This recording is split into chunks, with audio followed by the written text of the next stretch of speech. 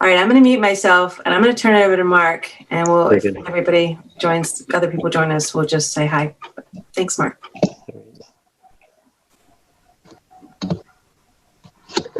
So I think everyone can see my screen here, and I will, couple of points to start. I think we're on Facebook, so I think that is on up and going.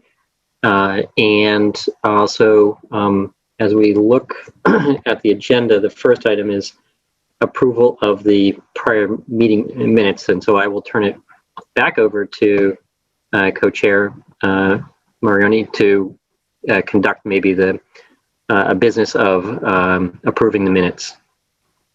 Sure. Do I have a motion to approve the minutes? I'll make a motion that we accept those minutes. Okay, thank you. Do I have a second?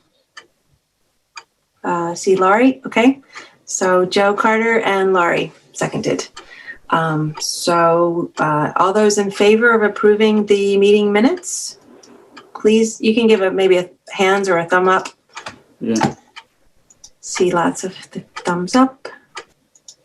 Yeah, I think, and for me too. So all those, as majority look like, approve the meeting minutes. Thanks, Mark. All right, excellent. So as I think everyone can see from our agenda slide, that largely our conversation focuses on what's happened since the last BLAC meeting, and that is that there was an election and there was a slate of local questions, one of which was question C that dealt with the Green New Deal referendum. And so that's largely what we're going to talk about. And I was recalling, I think we've already maybe shared a little bit about what we thought the impact of that might be as we were meeting the last time, but I think we want to dig, it's a much deeper dive into it since its passing. And there's a lot of, we've been finding more information, it seems daily on it in terms of its applicability. So we've shared some information with the school committee, we've shared it with the DABC, and now we're here to share that with the Building Level Advisory Committee. And so that's largely, again, what this conversation is going to be about tonight. We don't have too many, so I think we can be somewhat informal, but as I'm going through the material, I'll look to see if there are hands raised on the panel section, in which time we can recognize the question, and I'll pause to discuss it. So with that, I'll move right in here. So a little bit about what it is, and again, this may be a little bit of review, and I won't belabor on this discussion of what the Green New Deal referendum questions mean or meant, but I'll just spend a little bit of time here on the salient points. So there really, it falls into two, the requirements or the updates to and really the Green New Deal is an update to the current Green Building Code. So that's important to understand that the city already has a Green Building Code, and that Green Building Code applies to our project. And then the question is, the Green New Deal, what that does is it changes the current Green Building Code.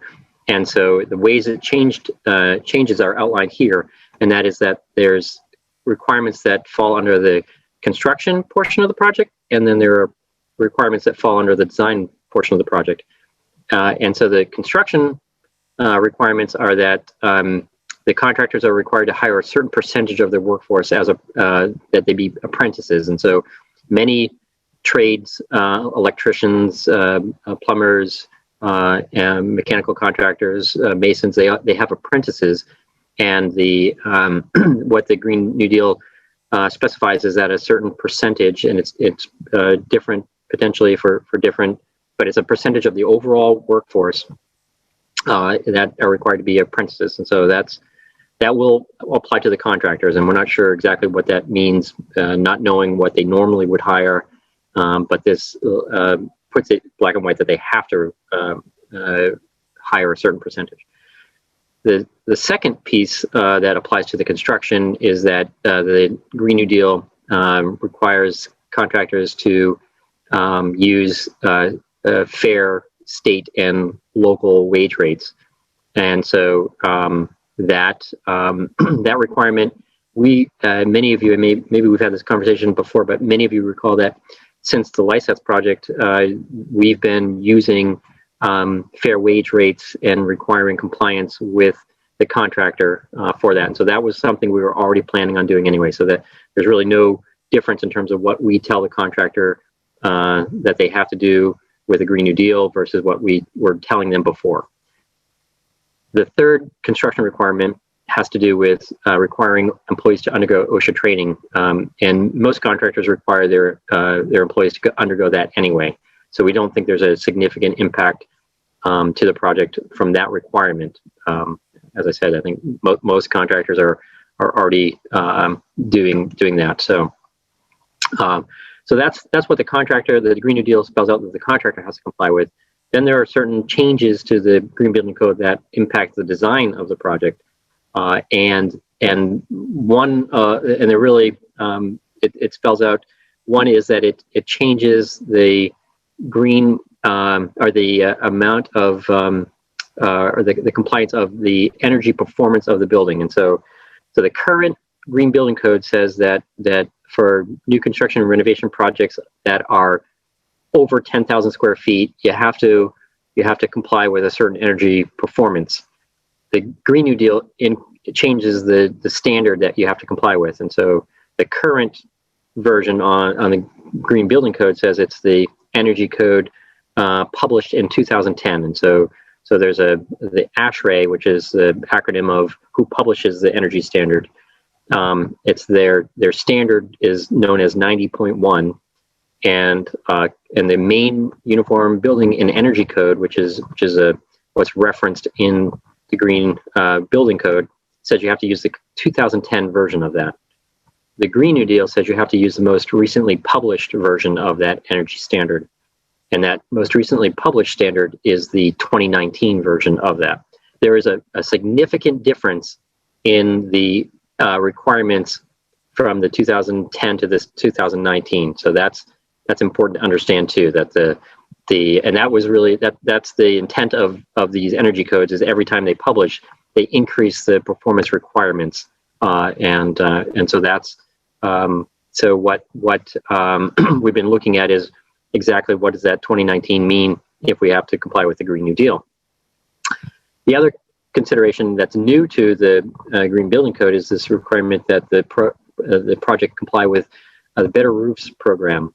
And there's two ways that you can comply with that Better Roofs program. One is that you set aside 15% of the roof area to be ready to receive solar panels.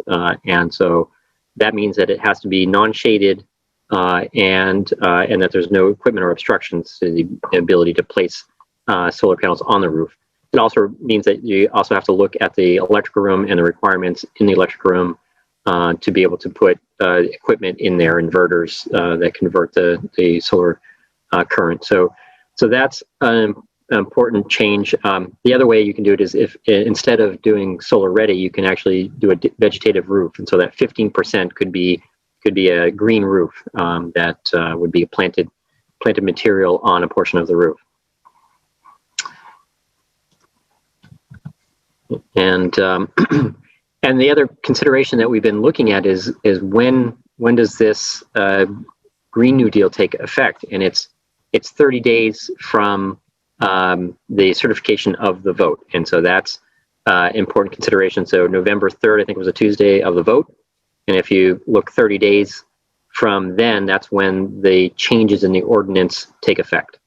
So that's if we're looking at the applicability of the new ordinance, we look at this window to know if when it takes effect and how does that align with our schedule. So the other thing we were looking at is there any language that would exempt the project from compliance with the Green New Deal?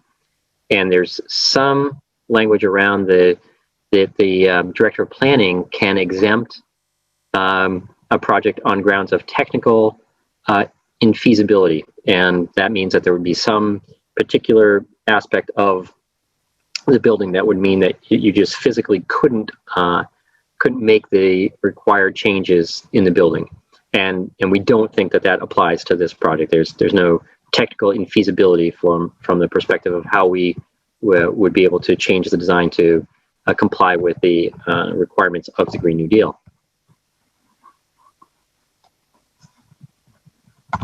Whoops, let me go back. I think I just, there we go.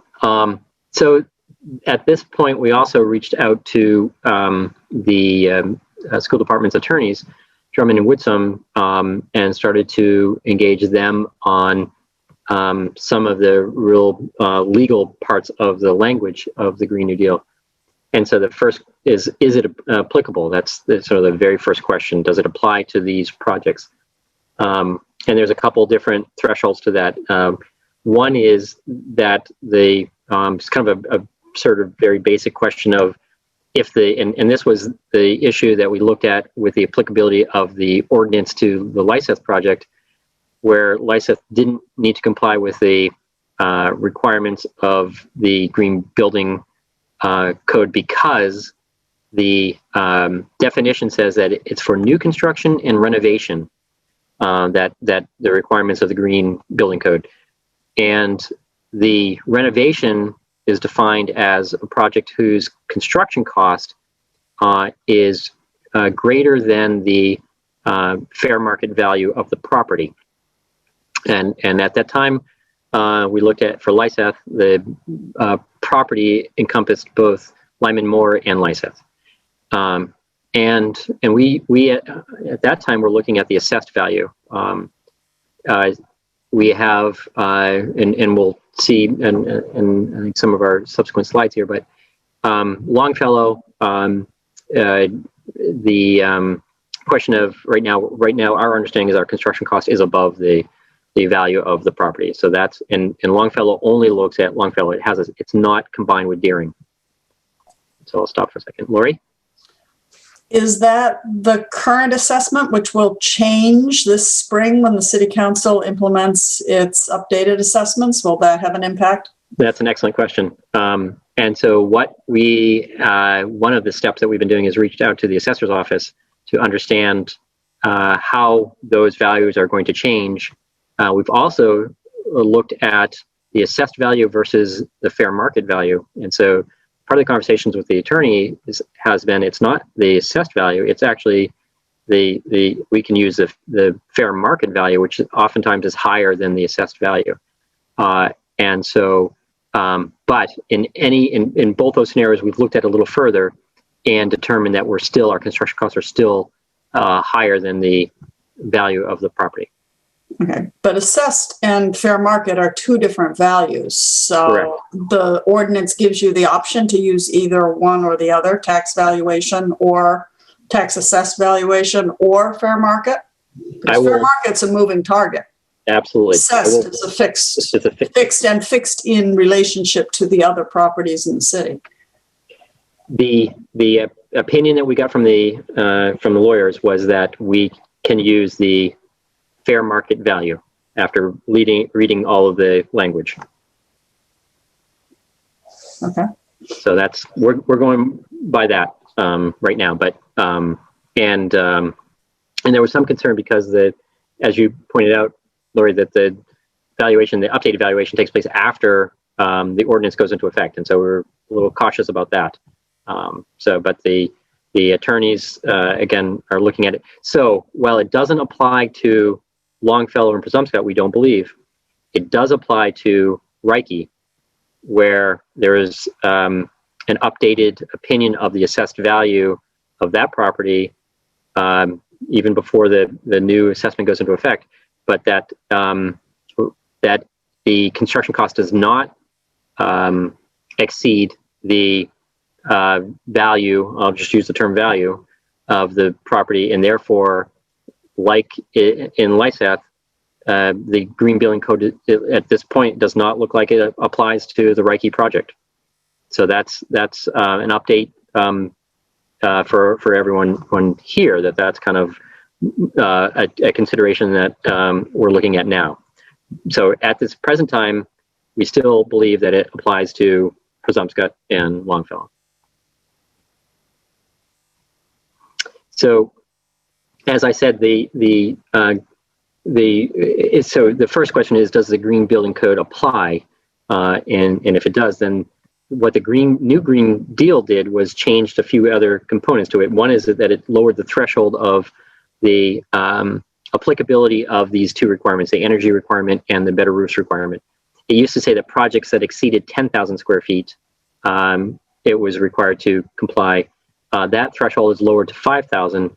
And that has an impact for Longfellow in some ways, because we may not have had 10,000 square feet of new area, which is kind of another interpretation, but we are exceeding the 5,000 square feet of area. Lori?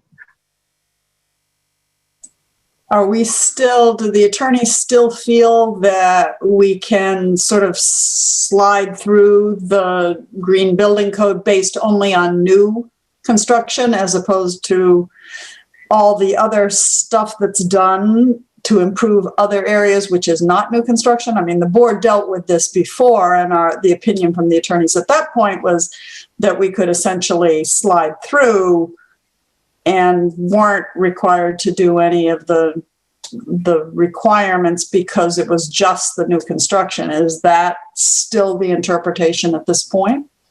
So I think what we had done was reached out to the director of permitting for the city to understand how they have applied this threshold of 5,000 square feet in the past. We haven't heard. The attorneys are still guiding us in that conversation about that, and we'll look at a couple scenarios of, does it mean the 5,000 square feet or the additions only? Does it apply to just the additions? The Green Building Code, does it apply to the entire building? And so we'll look at some scenarios of that in a minute here. So we don't know yet, Lori, I guess is the short answer. So the applicability question about it, as I said, is that the code says that all new construction and renovation projects to be owned or occupied by the City of Portland or to be funded in whole or in part by the City of Portland that are of 5,000 square feet in floor area. So again, that's a sort of how do you interpret that? Does it mean 5,000 square feet of the new, or is it in the renovated, the work that we're doing, or does it mean the full building? So yeah, and we have renovation or updates. I mean, how does one define renovation? I think before we were, and I would say, is this new language, in which case I think the bets are off on the opinion that we had before, which seemed to indicate that we could get through with just new construction, because I think that a reasonable interpretation, a reasonable person would believe that we're doing renovation in more areas of a building than just the new construction.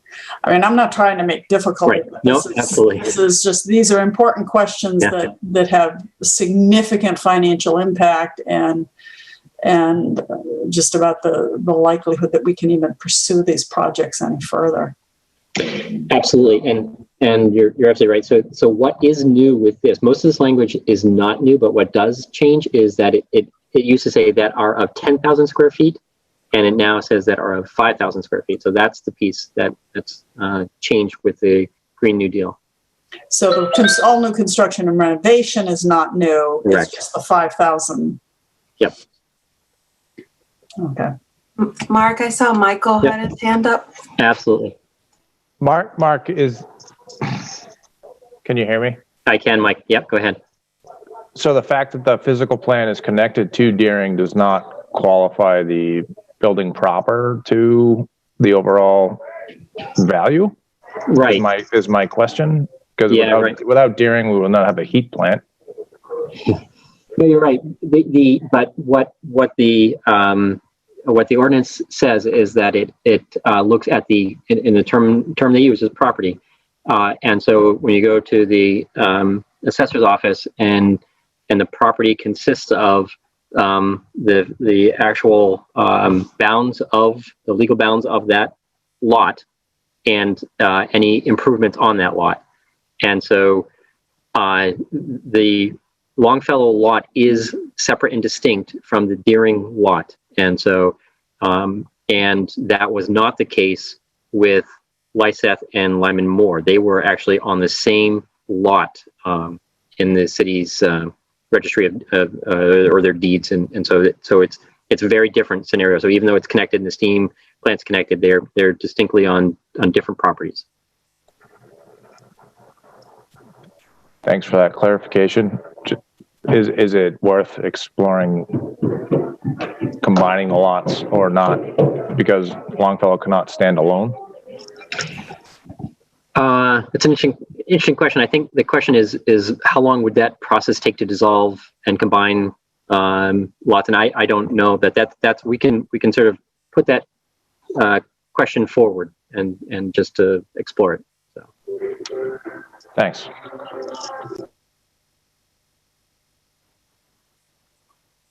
Okay. So as I suggested, there are a couple scenarios that may play forward. One is that it would apply, the Green New Deal would apply to all areas of all three schools.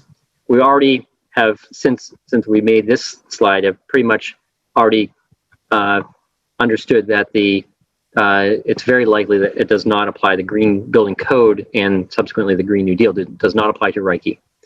So that leaves us with scenarios 2 and 3, and that is, does it apply to all areas of Longfellow and Presumpscot, or does it only apply to the additions of Longfellow and Presumpscot? So that's kind of the question we're looking at right now, and that's one where, again, to sort of Lori's point, we're in Longfellow, we're renovating other areas of the building other than just the additions, and so how does that sort of play into the interpretation? And again, we don't have sort of a firm answer on that yet, but we are right now working with our consultant Thornton Tomasetti on the lead requirements of the Green Building Code, because that also, as everyone I think recalls, that we are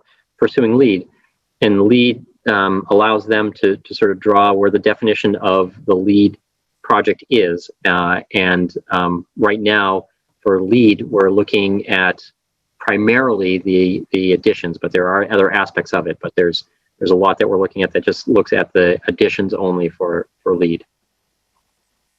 So those scenario 2 and 3 are really what we're looking at right now, and so what that means for the project, that if we have to comply with the Green New Deal and that higher energy performance threshold, that means that we have to make further investments into the project. And when we originally stopped after the sort of the vote went forward, and we said, well, what would be the cost of these improvements? And I think this is where everyone saw it in the newspaper, a figure of $6 million. And so what we looked at is what would be the envelope and mechanical system upgrades likely, what's a rough order of magnitude to add insulation on the exterior of the building and the roof and tighten up the building envelope and make improvements to the mechanical system. And so these were some early rough order magnitudes that we were looking at, and they're really proportional to the size of the building envelopes. And so the largest building envelope is the Reiki building, because it encompasses both the community center and the school. And so we had a rough order of magnitude of construction costs of $2.5 million. And then Longfellow is actually a larger envelope than Presumpscot. Presumpscot's a pretty small school. And so Longfellow, we estimated the envelope and mechanical systems would be on the order of $2 million of additional costs to comply with the Green New Deal. And these, again, are rough order of magnitude without having designed it. So we always put lots of caveats around that. But and then Presumpscot was smaller building envelope, smaller building itself. And so that was estimated about $1.5 million.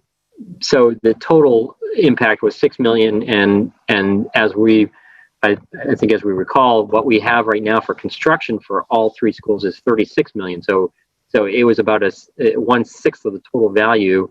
In worst case scenario would be the additional cost, and that means we would have to reconsider what the scopes of the projects were, and looking at removing more scope from some of the areas that were creating accommodations for the program requirements, we call them, for the activities and for the educational activities and other aspects of how you use the building. And we would have to put that money into the envelope and the sort of physical building itself. And so it was a consideration that when we sort of first analyzed this, the worst case scenario, we said that's pretty disruptive to the process, and we actually kind of paused at that time because we weren't sure if it meant we were going to have to redesign portions. And so instead of continuing on a design that we would have to redesign, we stopped our design process and said, okay, let's assess what this impact is before we spend any more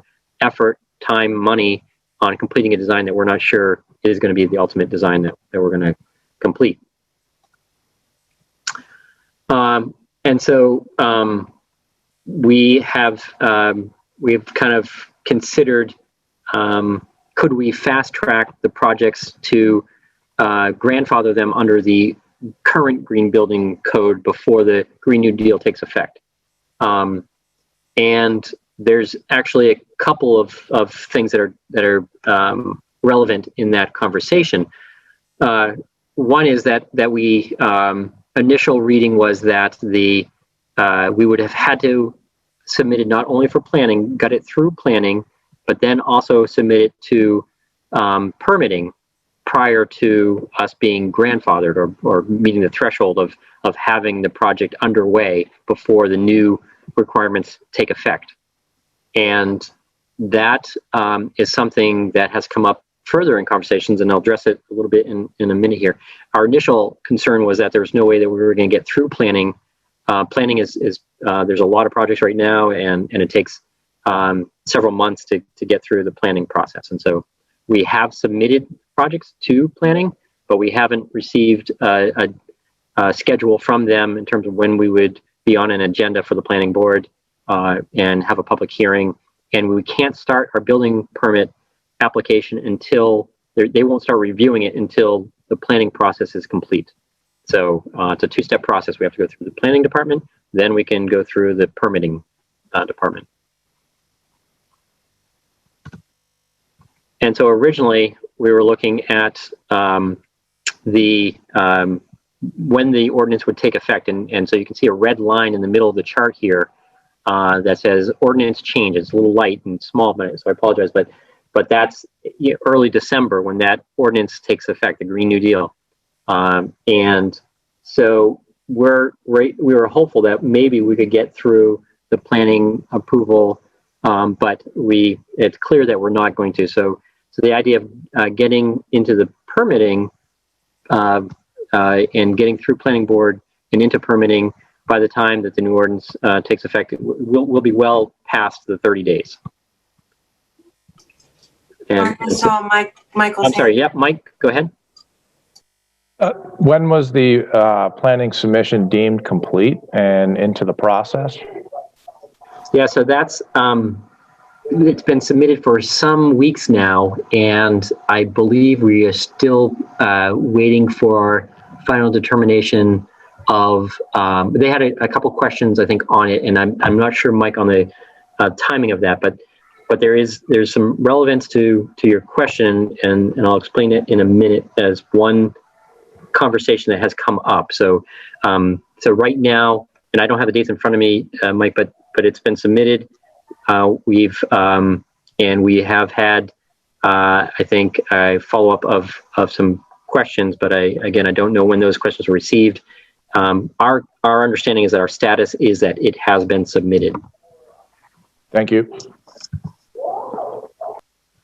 So when we present with the passing of the question C, we had a conversation with the school board initially, and then we followed that up with a conversation with the District Advisory Building Committee. And so we're going to share some of the feedback and questions that came up in those previous conversations with them. Some of that will be pertinent to thinking about Longfellow. So the first was, can we get an expedited review by the planning board? And the answer to that is we don't think so. That we haven't heard anything from them. We've reached out, and so I don't. Our current understanding is that no, we're not going to be able to get through planning before the ordinance takes effect. Then the question was, can we get a counsel, the lawyer's interpretation on the ordinance's impact? And we've done that, and that's actually been continuing. We've been getting updates every other day or so from the lawyers on the impacts of this. The other consideration was, can we consider moving forward with the Reiki project with the assumption that changes won't apply to that school? And so as we've talked about, if these changes don't impact Reiki, is there a way that we move forward with that project?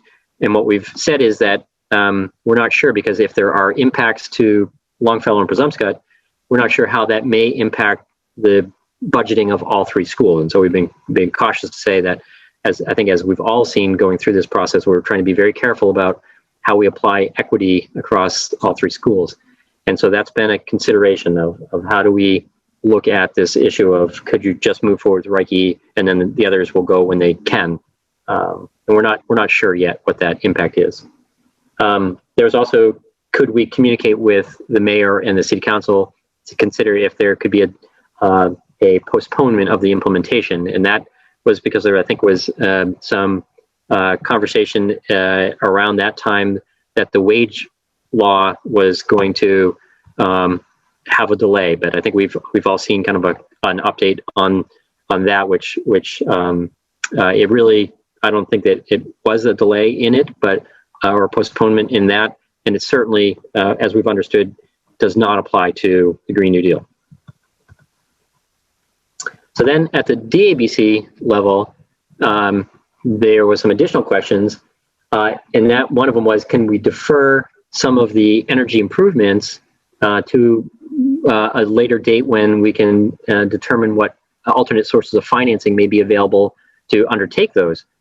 And so there are, so that was actually something that the lawyers have gone back and are looking at, and there is a potential that that you could pursue that, that we could continue to move forward with our scope of work now, and any energy improvements required by the Green New Deal, we could look at, is there a way of financing those through energy contracts or some other way of doing it in the future. The other one was the possibility that once you have submitted to the planning board and paid your invoice, that is considered in process, and you would be bound by the requirements of the ordinance at the time that you submitted. And so this is actually the most recent kind of area that we're exploring, because we believe that it's very likely that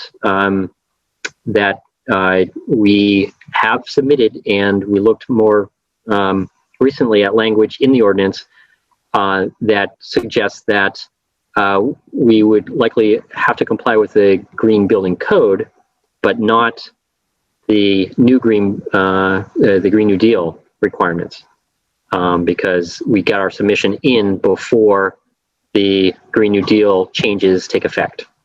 So that's important to understand. Right now, that's sort of a line of investigation that the lawyers are looking into, and believe there's strong legal grounds that we fit into that category. So that's again one area that we're considering. There are other questions where the council, we did get sort of determination that the council cannot delay the referendum. So as I said, that minimum wage was a separate issue, and again there was conversation with city council, and clearly we cannot delay the implementation of the citizen initiated change to the ordinance. the next one is there language stipulating what happens if contractors can't physically meet the apprentice requirements for their workforce. And there is no language that says what happens if you can't comply. So I think that's sort of a see what happens when you get to that point. But there is a provision in the language that says that the Department of Labor, the Maine Department of Labor, also has a role in understanding what the available labor pool is of apprentices. And so there can be modification to the percentage based on what the available labor pool is. So in a particular trades. The next question is really around if we delay 6 months, what's the potential cost inflation? And the delay contemplated was if it takes us a period of time to sort out what the impact of the Green New Deal is on the projects, and we have to redesign the projects and then go back to bid. What does that delay mean in terms of the cost of the project? And we don't know what it is, but we do know, as all of us are very well aware, that there's cost implications to the delaying of the construction projects. We felt the change or the impact of the escalating costs when we began this process, and what that meant with a reduction of scope because of construction costs creeping up. And it's not stopped. It's the costs are continuing to increase, and so 6 months would mean that there would be a further increase in the cost of the project, and potentially some modifications that would have to be made to be able to still stay within budget. So, and then the next one was could there be challenges from an aggrieved party? And so, and that is, could there be litigation around somebody challenging if we don't comply with something? And that is always a case, as the lawyers pointed out. But it's as long as we have sort of strong foundation legally, that sort of mitigates the risk of any potential challenge.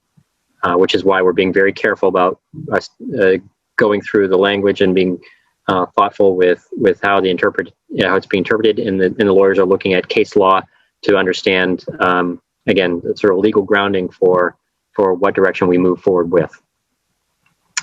When we do resume, when do we decide when we resume work on the projects that have been paused? And that's an important consideration right now. So, and we hope in the very, very near future, we'll sort of have a determination of what we think the impact is on the projects. And at that time, we'll look at what the pause has done for the schedule. We'll update the schedule, and we'll share that with everyone moving forward. So we're not sure yet what that impact is, but we think we're really close to understanding how both the ordinance will impact the project and how that will impact our schedule.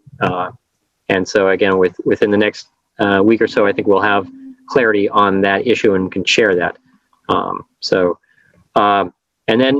I don't know how far we got in a conversation with this group, but the idea of the pre-qualification of general contractors for the project, the construction companies, and what that process is a process to validate the qualifications of contractors bidding on the project to make sure that they have the bonding capacity to be able to undertake the work, that they have the right workforce, that they have experience in doing projects like this, that they have a sound track record of doing work.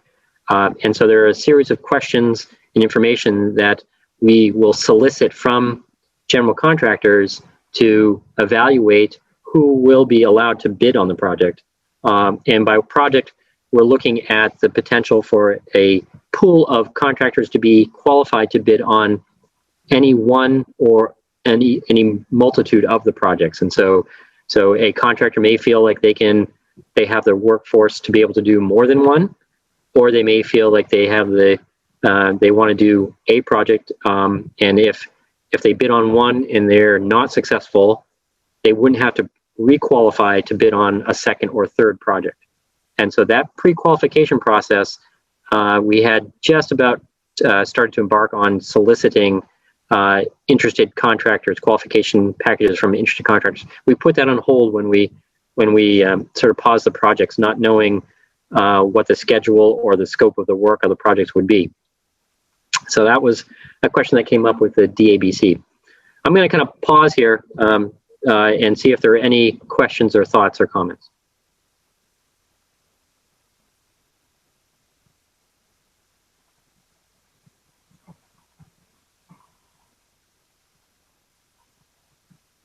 All right. I actually have a question, Mark. It's Marnie. So my question is, I don't think this is for our committee to decide, but I'm wondering also about thinking of Longfellow, thinking of the number of years that this has been worked on. But most importantly, one of the aspects of the renovation is around the elevator being installed. And we've never been challenged by this, but in terms of it's not ADA compliant. And so I'm just curious, has there been discussion yet about how possibly these projects could, although there would be negative impact of delaying, but breaking them down to smaller components, smaller work projects, and that could possibly circumvent some of the Green New Deal requirements, but at the very least say, again, breaking them into smaller chunks and lengthening the work time it would be done. That's an interesting, so I guess a couple of points, Marnie, on that. One, just in terms of the requirement of the civil rights ADA, and accessibility is not just a requirement of the ADA guidelines, but it also is now actually become part of building codes. But ADA says that you have to actually, you have to devote at least 10%, or I should say up to 10% of your construction value in accessibility improvements, and it actually prioritizes what those improvements are. And so, so then the issue is that at a certain point, having the access to the function spaces on the second level, or what I call the second level, but it's really the third level. There's a lower level, middle level, and upper level. But so having access to the upmost level is a part of one of the primary priorities of accessibility in the building. So the question is whether or not you could meet the threshold requirement of 10% with other improvements in the building, and actually it's even more, I think, is also a concern of accessibility to the lower level of the building too, where you actually have the art rooms and a few other spaces. And so so I'm not sure we could do that. And then there's a question of could you take and segregate scope of work to decrease the project, and you'd have to award it in the future. I think there's some concern around how the window of time at which you are allowed to do that, because ultimately what people would do is they'd break up projects into lots of little pieces to avoid having to comply with the requirements. And so I think there actually is language around the duration of timing for that that would make it difficult. But that's a consideration. One of the other things I think at our DABC, Matt Winch said, well, it's been our desire to expand the scope at Longfellow to include the warming kitchen, the cafeteria warming kitchen, and these additional, the pre-K room, and those two other instruction spaces. And the question is, right now, we're still finalizing the budget for that expansion. It may be that we can't fight on all of that with the construction costs, but we're still validating that. But that may also be an area where we're looking at, is there a reduction in some of the addition because of construction costs that, and so it may be that there's that part of this is not the elevator, but it may be another aspect that isn't part of the scope that would reduce the construction costs. Thank you. I see a question from Luke in the chat. Did you see that, Mark? I did not. So let me look at that in the chat box here.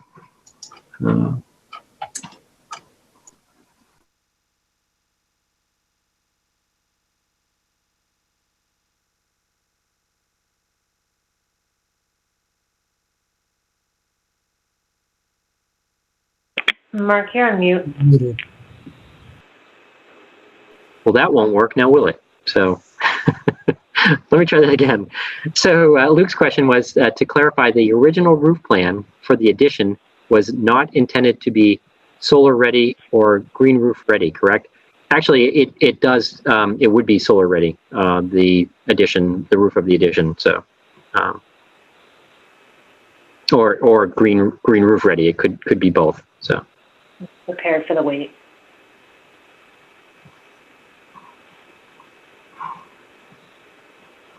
Okay, so there's just a little bit on next steps. And One quick thing about solar is people should be aware that unless the board has changed course since I was on it, we entered into a larger contract for remote solar farms. We really had, the operations committee had examined putting solar units on individual schools and really determined that it was more cost effective to do a group solar farm at a remote site, and I think has been pursuing that. So, this, if we're now going to be required to do it, that would actually be contrary to what the board's intent was. If it's just ready, okay, we can be ready and not use it, and that doesn't create a problem with the board's decision.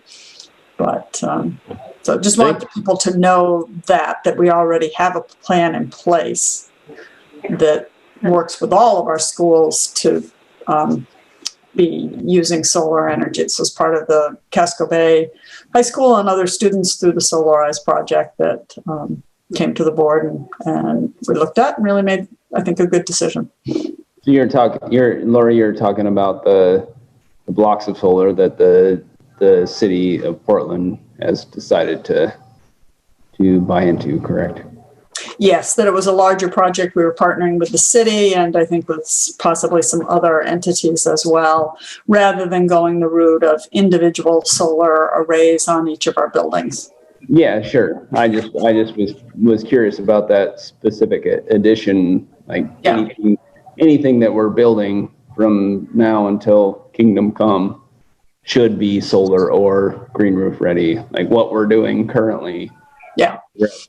To address the situation, like we should at a bare minimum put solar or green roofs on. yeah. That's an excellent point, Lori, on that, on both points, that there is a power purchase agreement in place that, and the lawyers actually have looked at a little bit of how that may even apply to the requirement. But in any event, the addition is that we're building, it has a capacity to be able to receive the solar equipment. So. Okay. Well, with that, I'm gonna turn it over to my trusted colleague, Lisa Sawin, for the last couple slides of the show here. Lisa? Absolutely. Thank you, Mark. Good evening, everyone. Good to see everyone. Mark's kind of led us through what we've been exploring to date, and these, we call them next steps, but they're really current steps. This whole process is very fluid, and we find out new information almost by the day.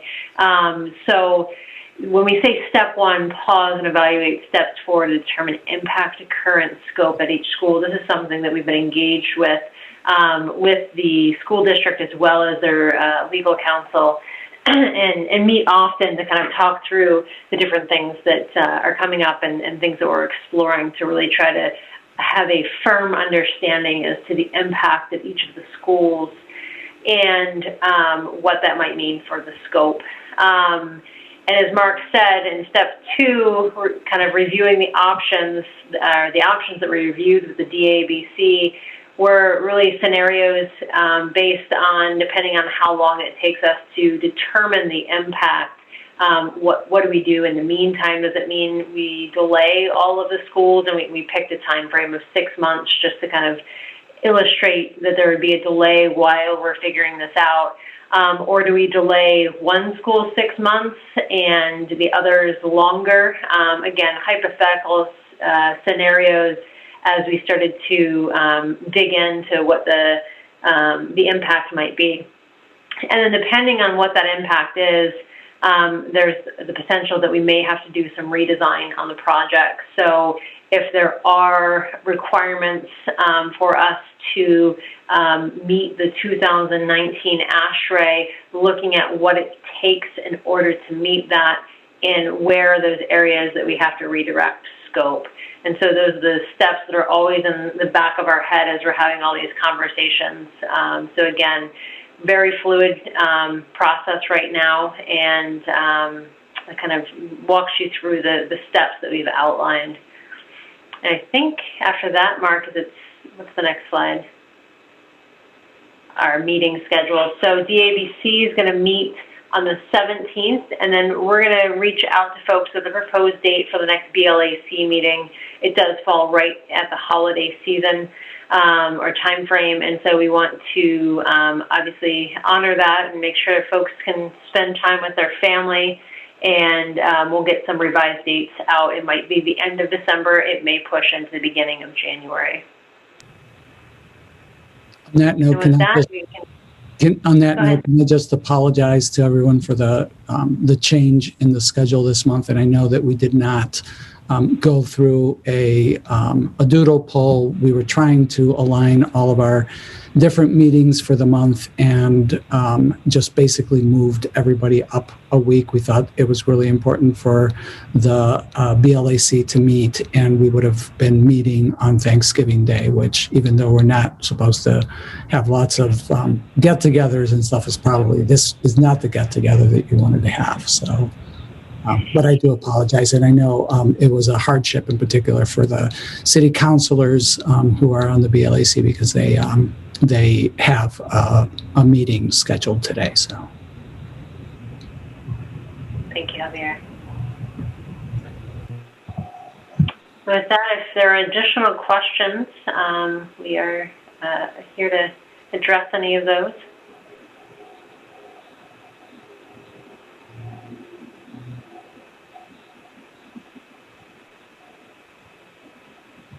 So with that, again, we really appreciate the time you folks dedicate tonight to so we could bring you up to speed on this. As I said, that there's information that we're receiving very sort of frequently, and we'll make sure that if there's a substantial update before our next meeting, that we get information out to everyone. So, and we think the communication has been working really well. We have our communication guru, Emily Waugh, we'll shout out to her, that does a great job of staying on top of emails and stuff. So also use the website too, and we'll continue to post things on the website for the project. And with that, again, appreciate everyone and your attention and support for the project. So thank you. I would just underscore that making sure you're keeping in contact with us so that we know before something appears in the paper or is out there in the public very generally, or a PTO knows, just so that we're ahead of that curve, because it does sound like, we've made progress since last month, but there's still an awful lot of stuff that's very open and has potentially major impacts on this project and the others. So I think making sure that we're aware so that we can both make sure the information that's getting out is correct and aren't surprised by something that we read would be really appreciated and helpful. So thank you. Good point. Thank you, Lori. Mark, I just want to say thanks again to everyone. And I had mentioned early in the meeting, but some folks hadn't joined us yet. This is my last meeting to be your co-chair. I will, as of December 7th, will no longer be on the school board after 12 years. So this is definitely a baby of mine to have worked on for so many years. And I hopefully will be a community member for the Longfellow Building Committee. But as of now, Nick Mavadonis, our Councilor Mavadonis, will be your co-chair. But I just wanted to say thanks to everyone for taking time to be a part of this. And we'll just have to keep slogging through and hope for the best. This absolutely has to get done. But thank you, Mark, and your team, and hope everyone has a great, safe Thanksgiving.